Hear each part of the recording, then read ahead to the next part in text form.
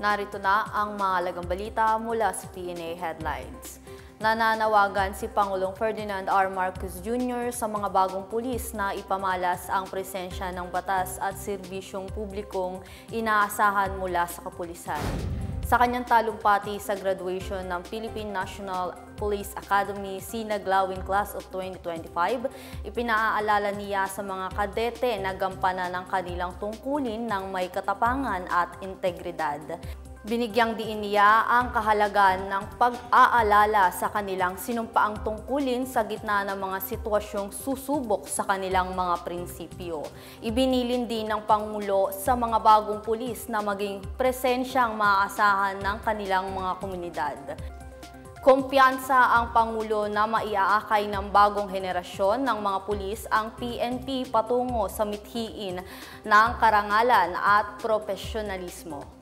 Pinangunahan ni Pangulong Marcos ang pamamahagi ng mga diploma sa 206 na kadete.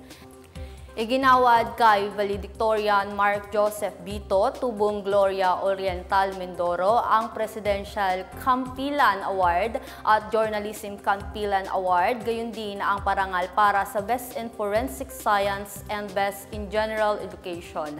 Ang Sinaglawin class ang unang batch ng mga graduates ng PNPA na eksklusibong itatalaga sa kapulisan batay sa Republic Act 11279, ang batas na naglalagay sa PNPA sa pangangasiwa ng PNP. Tinitiyak ng gobyerno ang tulong sa mga pamilyang naapektuhan ng pagputok ng Bulkang Bulusan. Ayon kay Department of Social Welfare and Development Secretary Rex Gatchalian. Personal na tinungo ni Gatchalian ang Sorsogon para i-monitor ang mga pangangailangan ng mga komunidad na apektuhan ng aktibidad ng bulkan. Sa situation briefing sa Sorsogon Province Disaster Response and Risk Reduction Management Council, sinabi ni Gatchalian na iniutos ni Pangulong Ferdinand R. Marcos Jr. na magsagawa ng whole of government approach para tulungan ang mga apektadong Bicolano.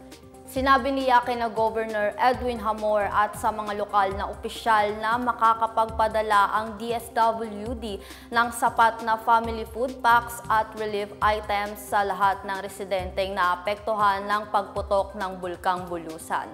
Nasa 180,000 family food packs ang nakaimbak ngayon sa mga warehouse ng ahensya. Nakadeploy na rin ang mobile kitchen sa Bicol Field Office sa Huban Municipal Evacuation Center para magbigay ng tulong pagkain sa 70 pamilya. Dagdag ni Gatchalian, iniutos din ni Pangulong Marcos na maghanda ng cash assistance para sa mga naapektuhan ng bulkan. Mahigit 15,000 pamilya o 78,000 individual ang naapektuhan ng pagsabog ng bulusan, batay sa tala ng DSWD ngayong Martes. Patuloy naman ang pakikipag-ugnayan ng DSWD sa mga lokal na pamahalaan at ahensya para mapadali ang pamamahagi ng tulong. Binatikos ng National Security Council ang pahayag ng militanteng grupong Bayan Muna na sumuporta sa pagtutol ng China na may upgrade ang kakayahang pangdepensa ng Pilipinas.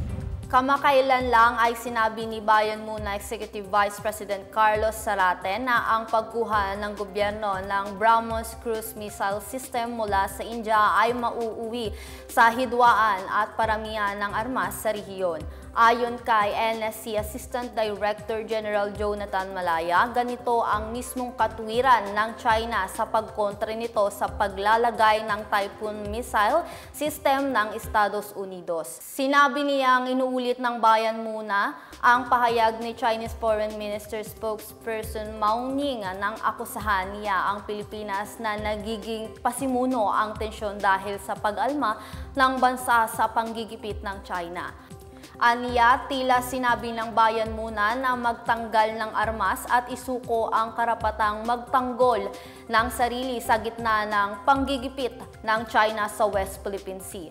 Iginiit ni Malaya na ang BrahMos missile at Typhoon missile ay kagamitang pangdepensa bilang tugon sa mga banta sa seguridad ng bansa. Kailangan din ang mga kagamitang ito para igiit ang soberanya at karapatan ng Pilipinas sa teritoryo nito at panatilihin ang kaayusan at kapayapaan sa rehiyon.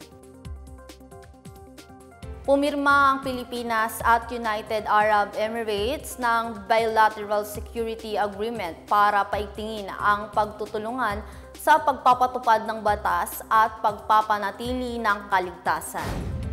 Pinirmahan ni Interior Secretary John Vic Remulla at ni Sheikh Saif bin Zayed Al Nahyan, Deputy Prime Minister at Minister of the Interior, ang kasunduan sa isang pagpupulong sa Abu Dhabi noong nakaraang linggo.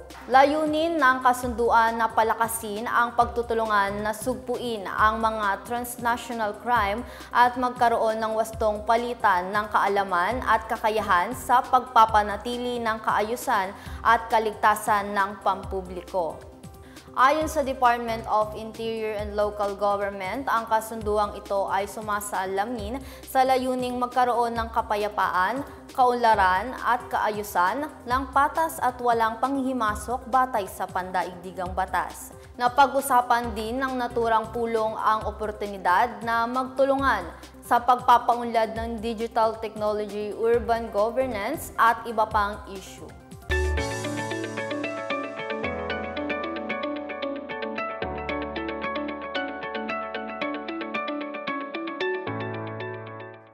Sa balitang pangkalakalan, hinihikayat ang mga Pilipino na mamuhunan at magnegosyo sa industriya ng pampaganda o beauty care and personal care.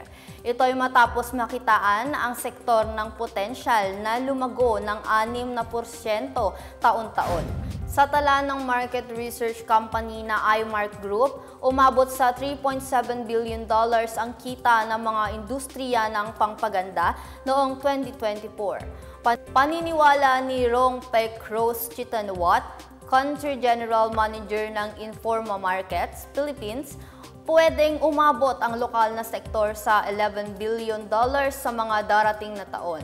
Ito'y dahil dumadami ang mga gumagamit ng mga pampaganda tulad ng makeup, lotion at pampakinis ng balat, lalo na sa kabataan. Hinihikayat ni Chitunwat ang mga micro, small at medium enterprise na makipagsapalaran at gumawa ng mga produktong may tatak at pangalang Pilipino.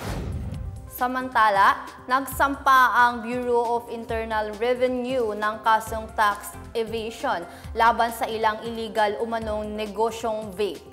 Ayon kay BIR Commissioner Romeo Lumagi Jr., sangkot sa kasong kriminal ang mga kumpanyang nagbebenta ng vape na may mga brand name na Flava, Dancat at Flair.